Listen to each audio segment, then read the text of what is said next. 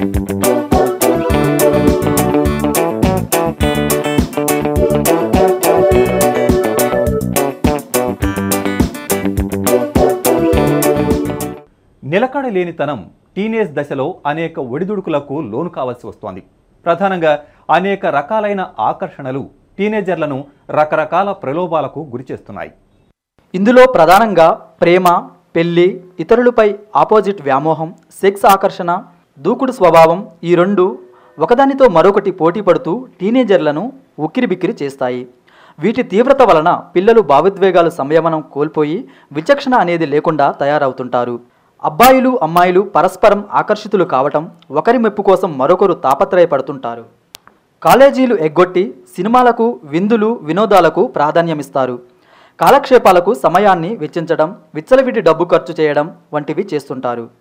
వస్తుందండి పిల్లలకి ఒక ఫ్రెండ్స్గా, ముఖ్యంగా ఈ 14-15 ఏళ్ల వయసు నుంచి ఈ అడోలసెంట్ ఏజ్ అనేది ముఖ్యంగా ఆ టైంలో ఒక ఫ్రెండ్లీ ఎన్విరాన్మెంట్ ఇవ్వాల్సి వస్తుంది. తర్వాత పేరెంట్స్ ఇద్దరు పోలరైజ్ కాకూడదండి. నాన్న ఒక రకంగా చెప్తున్నాడు, అమ్మ ఒక రకంగా చెప్తుంది అని ఆ ఇద్దరు వేరు మార్గాల్లో వెళ్ళడం కూడా పిల్లల లోపల ప్రాబ్లం ఏర్పడుతుంది. ఇద్దరిది ఒకే మాట అవ్వాలి. ఏదన్నా గొడవలు ఉంటే పిల్లలు ఎదురుగుండా కాకుండా వేరేగా అవి సాల్వ్ చేసుకుని ఇద్దరు ఒక మాటకు వచ్చి ఒకే రకమైన భావాలకు, అభిప్రాయాలకు వచ్చి ఇద్దరు కలిసి పిల్లల్ని మేనేజ్ చేయడం మొదలు పెట్టాలండి.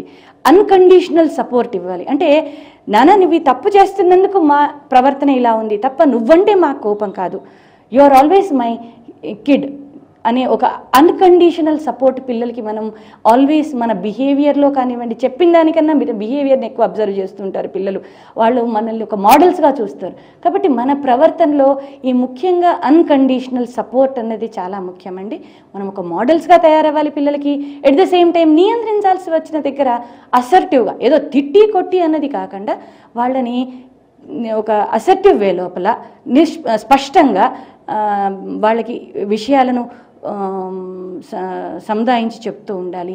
అప్పటికి కూడా వీలు కాకపోతే ఒక మంచి సైకాలజిస్ట్ దగ్గరికి తీసుకెళ్ళి కౌన్సిలింగ్ ఇప్పించడం వల్ల పిల్లలు ఖచ్చితంగా తమ సరి అయిన ద్రోవలోకి రావడానికి అవకాశం ఉంటుంది. ముఖ్యంగా దురలవాట్లకు బానిసలవుతారు. సరదాగా సిగరెట్లు కాల్చడం, మద్యం అలవాటు చేసుకోవడం, ఇంకాస్త మితిమీరితే డ్రగ్స్ అలవాటు చేసుకోవడం జరుగుతుంది. పబ్ కల్చర్ను యువకులు ఎంతగానో ఇష్టపడుతున్నారు. వారంలో ఒకసారి పబ్కు వెళ్లే అలవాటు కాస్త 4-3 రోజులకు వస్తుంది. తర్వాత అక్కడ జరిగే వికృత చేష్టలతో రోజు పబ్కు వెళ్లాలనే తపనతో బానిసలుగా మారుతారు. ఇందులో స్త్రీ పురుషులు పాలు పంచుకోవడం సరిపాటిగా మారింది. కొత్త ఫ్యాషన్ డ్రెస్సులు వేసుకోవడం, అధునాతన సాంకేతిక పరిజ్ఞానం ఉన్న సెల్ ఫోన్ను వాడటం వంటివి అలవాటు చేసుకుంటున్నారు. ఇందుకు కావలసిన డబ్బులను ఎలాగైనా సంపాదించుకోవాలనుకోవడం వంటివి చేస్తుంటారు. ఒకవేళ మనమే చెప్పలేకపోతే మనకు ఒక టెక్నికల్ అసిస్టెన్స్ అన్న తీసుకోవాలి. లైక్ కౌన్సిలర్స్ కానివ్వండి, సైకాలజిస్ట్ కానివ్వండి, వాళ్ళ అసిస్టెన్స్ తీసుకోవాలి. తీసుకుని మంచి ఏది చెడు ఏది అన్న భావన వాళ్ళకి తెలియాలి. అన్నిటికన్నా ముఖ్యంగా ఏంటంటే తల్లిదండ్రులు చిన్నప్పటి నుంచి, పిల్లలు చిన్నగా 5, 6, 7 సంవత్సరాల నుంచి పెరుగుతూ ఉన్నప్పటి నుంచి ఏది మంచి ఏది చెడు అన్నది దగ్గర కూర్చోబెట్టుకుని వాళ్ళకి అర్థం చేయించాలి. మనం డబ్బులు ఇవ్వడం, వాళ్ళకి బిల్డింగులు కొనిపెట్టడం ఇది ఒకటే మన బాధ్యత కాదండి. తల్లిదండ్రులుగా మన బాధ్యత వాళ్ళకి మన టైం కూడా కొంత ఇవ్వాలి. ఇచ్చి వాళ్ళని కెరియర్ ఓరియంటెడ్గా పెంచడం కరెక్టే, కానీ అట్ ద సేమ్ టైం ఒక మంచి హ్యూమన్ బీయింగ్గా, ఒక మంచి నాగరికుడిగా కూడా మనం తయారు చేయాలి. అంటే తల్లిదండ్రుల డబ్బుతో పాటు వాళ్ళకి సమయం చాలా అవసరం అండి. చిన్నపిల్లలకి ఎట్లా అంటే, నేను మా నాన్నతో 5 నిమిషాలు గడిపితే చాలు, నాకు ఒక పెద్ద పిజ్జా తెచ్చికపోయినా నేను బాధపడను. కానీ ఒక 5 నిమిషాలు కూర్చొని నాన్న నీకు ఏమైంది వాళ్ళు స్కూల్లో అడిగితే వాళ్ళు అన్నీ చెప్పేస్తారు. సో వాళ్ళకి అది లెట్ అవుట్ కావాలి, అది మనం వాళ్ళకి ఇవ్వాలి. అది చిన్నప్పటి నుంచి చేసుకుంటూ వస్తే పెరిగే వయసు కల్లా వాళ్ళకి ఏదైనా తల్లిదండ్రులకు చెప్పగలము అన్న ఫీలింగ్ వస్తుంది. వన్స్ వాళ్ళు అట్లా చెప్పగలిగినారంటే ఇటువంటి ప్రతి ఒక్క సమస్య మనం సాల్వ్ చేయగలుగుతాము. ఆడ మగ అనే తేడాలు లేకుండా స్నేహం అనే పేరుతో యువకులు పరస్పరం ఆకర్షణకు గురవుతుంటారు. కొంతకాలం స్నేహం చేసి ఇరువురు ప్రేమలో పడటం, కొన్ని సందర్భాలలో ప్రేమించమని వెంటపడటం, లేకుంటే ఉన్మాదిగా తయారు కావడం జరుగుతుంటుంది. ప్రేమ అనే దానిపై ఎక్కువ మక్కువ పెంచుకుంటూ తాను కోరుకున్నది ఖచ్చితంగా దక్కాలనే తపనతో ఏది చేయడానికైనా సిద్ధపడే లక్షణం అధికంగా ఉంటుంది. ప్రేమను గెలిపించుకోవడం కోసం ఎంతటి త్యాగానికైనా తెగింపుకైనా సిద్ధపడటం జరుగుతుంది. అయితే టీనేజర్లలో ఉన్న మిగతా ఫ్రెండ్స్ సహాయం తీసుకొని వారి ద్వారా తల్లిదండ్రులకు తెలియకుండా రహస్య పెళ్లిళ్ళు చేసుకుంటారు. ఇది సాధ్యం కాకపోతే ఉన్మాదిగా మారడం ఫ్యాషన్గా మారింది. ఇలాంటివి సాధించుకోవడానికి అబద్ధాలు చెప్పడం, ఒక్కోసారి దొంగతనాలకు పాల్పడటం వంటివి చేస్తుంటారు. చదువుపై ఆసక్తి తగ్గటం, మనసుపై ఇతర విషయాలు నిండిపోవటం వల్ల చదువు, బాధ్యతలపై ఏకాగ్రత లేకపోవటం వంటివి చోటు చేసుకుంటున్నాయి. గుడ్ ఫ్రెండ్షిప్ చేయడానికి, ఇప్పుడు ఫ్రెండ్షిప్ చేయొద్దు, అంత ఫ్రెండ్స్దే తప్పు, అంత పేరెంట్స్దే తప్పు అని ఎవరు చెప్పరు. బేసిక్ ఏంటి అంటే పేరెంట్స్ వాళ్ళ రోల్ వాళ్ళు ఎప్పుడు ప్లే చేయగలుగుతారు ప్రాపర్గా అంటే దే షుడ్ సెట్ పిల్లలతోటి వాళ్ళు ఎలా వాళ్ళ ఎనలైజేషన్ ఏంటి, ఇప్పుడు నెక్స్ట్ వాడి కెరియర్ ఏంటి అన్నది ఒక ప్రాపర్గా వాళ్ళు ఆలోచించగలిగితే పేరెంట్స్ పిల్లలతో కూర్చొని నేను వాడి కోసమే చేస్తున్నాను అనేటప్పుడు వాడితో కూడా కూర్చోవాలి.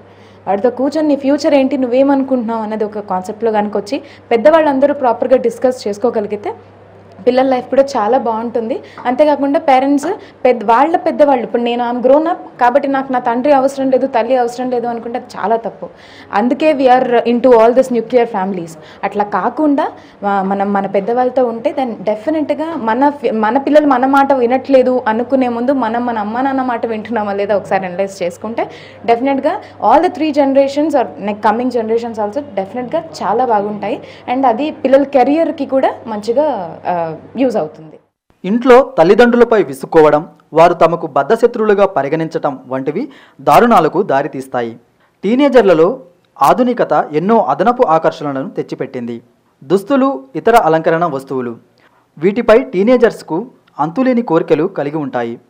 ఆడ మగ అనే తేడా లేకుండా దుస్తులు, బైకులు పట్ల మోజ్ ఎక్కువగా ఉంటుంది. ఈ విషయాలు ఎంత విపరీతమైన ఆకర్షణకు గురిచేస్తాయంటే వారి తల్లిదండ్రుల ఆర్థిక విషయాలను కూడా పట్టించుకోని స్థితికి చేరిపోతారు. అనుకున్నదే తడవుగా వాటిని వెంటనే కొనుగోలు చేయాలని మొండి పట్టుదలతో ఉంటారు. ఈ ఏజ్లో తల్లిదండ్రుల కంటే ఫ్రెండ్స్ ప్రభావం ఎక్కువగా ఉంటుంది.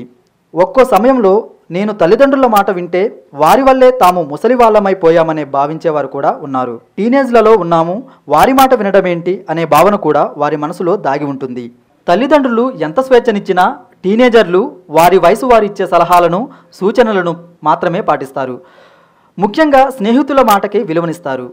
ఈ వయసులో యువకులు అనేక రకాల సంఘర్షణలకు గురవుతుంటారు. ఒకవైపు చదువు, మరోవైపు క్రమశిక్షణ, నిబద్ధత, పలువురి దగ్గర మంచిగా ప్రశంసలు పొందే వ్యక్తిగా ఉండటం, మరోవైపు ప్రేమ, స్నేహితులు, సరదాలు, ఆధునిక జీవితం, ఇలా అన్ని రకాలుగా అన్ని వైపుల మనసును లాగుతుంటాయి. ఈ సమయాలలో వీరు ఏ నిర్ణయం తీసుకోలేక, మనసును స్థిరంగా ఉంచుకోలేక ఆకర్షణలకు, వ్యామోహాలకు లొంగిపోతారు. ఒక విధంగా చూస్తే ఇది వారు తప్పు కాదని అనిపిస్తుంటుంది. పంతాలు పట్టింపులకు పోయి యువత నేడు వక్ర మార్గాలు పడుతున్నారు. కానీ వారిని మన వైపు తిప్పుకునేందుకు సరైన అవగాహన వారిలో కల్పించితే ఖచ్చితమైన మార్పును చూడొచ్చని మానసిక వైద్యులు సూచిస్తున్నారు. ప్రేమ, ఉద్యమాలు, ఆవేశాలు, ఆత్మహత్యలు వంటి చాలా ఎమోషనల్ నిర్ణయాలను కంట్రోల్ చేసుకోవడానికి కౌన్సిలింగ్ సెంటర్లు పెట్టేందుకు విద్యా సంస్థలు ముందుకు రావాలని వాక్ అవేర్నెస్ సంస్థ ముందుకొస్తోంది. ఈ వాక్ ఈ నెల 9 నుంచి 13వ తేదీ వరకు 4 రోజుల పాటు సాగుతుందని walk for awareness chairman KV Ramanachari తెలిపారు. హైదరాబాద్ BHEL నుంచి ప్రారంభమయ్యే వాక్ వరంగల్ ప్రభుత్వ జూనియర్ కళాశాలలో ముగుస్తుందని తెలిపారు. నేటి యువతలో భావోద్వేగం కానీ, ఆవేశాలు కానీ, పంతాలు పట్టింపులు కానీ ఎక్కువ అవుతున్నాయనేటువంటి సంగతి మనకందరికీ తెలిసిందే. తల్లిదండ్రులైనటువంటి వాళ్ళందరం కూడా ఏ రకంగా ఈ యువతని, ఈ పిల్లల్ని మంచి మార్గంలో పెట్టాలి అనేటువంటి దాని మీద సతమతమవుతున్నటువంటి స్థితి అందరికీ అనుభవిక వేద్యమే. కాకపోతే కాలేజీ స్థాయికి వచ్చిన తర్వాత విద్యార్థి దశలో కూడా ఒక ఇంటర్మీడియట్ స్థాయికి, లేక డిగ్రీ స్థాయికి, లేక పోస్ట్ గ్రాడ్యుయేషన్ స్థాయికి వచ్చినటువంటి యువతలో ఈ రకమైనటువంటి భావోద్వేగం ఎక్కువగా కావడం అనేటువంటిది మనం గమనిస్తూ ఉన్నాం. ఆవేశాల పేరిట, ఉద్రేకం పేరిట, ప్రేమ పేరిట, అలాగే అహంకారం పేరిట, ఉత్తేజంగా ఉండాలనేటువంటి ఉత్సాహంతో కూడా అత్యుత్సాహాన్ని ప్రదర్శిస్తూ కూడా కొన్ని రకాలైనటువంటి పెడతోలు పడుతున్నటువంటి యువతను చూస్తూ ఉన్నాం. ఈ రకంగా రకరకాలైనటువంటి భావోద్వేగాలకు లోనవుతున్నటువంటి వాళ్ళలో దాన్ని నియంత్రించుకోవడానికి వీలుగా చేస్తే బాగుంటుంది. ఏది మంచి, ఏది చెడు, ప్రతి మనిషిలో కూడా మంచి చెడు రెండూ ఉంటాయి. ఎవరు రాముడు కాదు, ఎవరు రావణుడు కాదు. కాకపోతే సాధ్యమైనంత మేరకు మంచి దిక్కు ఆలోచించినట్టయితే 50 to 60% అన్నా కానీ మంచి దిక్కు ఒకవేళ మనం ఉండగలిగినట్టయితే ఈ వ్యవస్థలో బాగుంటుంది అనేటువంటి విషయాన్ని దృష్టిలో పెట్టుకుని డాక్టర్ వీరేందర్ గారు, రవి గారు వీళ్ళందరూ కూడా కలిసి ఒక యువతలో ఉత్తేజాన్ని కలిగించడానికి వీలుగా మెదక్ జిల్లాలోని BHL నుండి వరంగల్ జిల్లాలోని హన్మకొండ జూనియర్ కాలేజ్ గ్రౌండ్స్ వరకు ఒక 4-5 రోజుల పాటు మ్యారథాన్ వాక్ని ఏర్పాటు చేయాలని చెప్పి నిర్ణయించడం జరిగింది. ఆ అవగాహన కార్యక్రమంలో భాగంగా వివిధ కళాశాలలకు వెళ్ళి అక్కడి విద్యార్థులకు టీనేజ్ వ్యామోహాలను ఎలా నియంత్రించుకోవాలి, జీవితం విలువ ఏంటి, ఈ వయసులో మానసికంగా కలిగే ఒత్తిడిలు ఎలా నియంత్రించుకోవాలి, వాటిని ఎలా అధిగమించాలి అనే అంశాలపై మానసిక వైద్యులు డాక్టర్ వీరేందర్ వర్క్షాప్లు నిర్వహిస్తున్నారు. విద్యార్థులకు సరైన సలహాలు సూచనలు ఇచ్చి వారిలో ఆత్మవిశ్వాసాన్ని నింపి మంచి మార్గంలో నడిపించే విధంగా ఈ కార్యక్రమాలు చేపడుతున్నామని వీరేందర్ తెలిపారు. ఈ వాక్ యొక్క ముఖ్య ఉద్దేశం ఏమిటంటే విద్యార్థులు యువకులకి ఉద్వేగపరమైన సమస్యలు వచ్చినప్పుడు అది ఎవరితో మాట్లాడాలా, ఎలాంటి సమస్యలు ఎవరితో చర్చించాలనే విషయాల పట్ల సమాజంలో తల్లిదండ్రులకు కానీ ఇటు యువకులకు కానీ సందేహాలు ఉన్నాయి. సో అలాంటి సందేహాలు నివృత్తి చేయడానికి ఇక్కడ ఒక ప్లాట్ఫామ్ క్రియేట్ చేయడానికి, ఇలాంటి విషయాలు మాట్లాడడానికి ఒక ప్లాట్ఫామ్ క్రియేట్ చేయడానికి, ఈ విషయం గురించి తల్లిదండ్రులు అధ్యాపకులు అందరూ కూడా దీని గురించి చర్చించాల్సిన అవసరం ఉంది అని తెలియజెప్పడానికి, తర్వాత ఈ విషయాన్ని ఇది ఓన్లీ వాళ్ళ సొంతమైన విషయం కాబట్టి దీన్ని ఎవరితో కూడా మాట్లాడాల్సిన అవసరం లేదనే భావనలోంచి ఈ విషయం అందరికి సంబంధించింది కాబట్టి అందరి దీని గురించి మాట్లాడాల్సిన అవసరం ఉంది అని చెప్పే పద్ధతి కోసం చెప్పాల్సిన విషయం గురించి మేము ఈ వాక్ను నిర్వహిస్తున్నాం. కుటుంబంలోని తల్లిదండ్రులు, ఉపాధ్యాయులు యువతకు మంచి మార్గాలను నిర్దేశించడంలో ఒకరిపై ఒకరు బురద చల్లుకుంటున్నారని టీనేజ్ టెంప్టేషన్స్ కార్యక్రమ ఆర్డినేటర్ రవికుమార్ అన్నారు. ఉపాధ్యాయులు తల్లిదండ్రులే కాదు, టీనేజర్లను సంస్కరించే బాధ్యత అందరిపై ఉందని అన్నారు. నేటి యువతే రేపటి దేశాభివృద్ధికి వారధులుగా తయారవుతారు. అందుకే వీరిని సంస్కరించాల్సిన సమయం అత్యావశ్యకమైనది.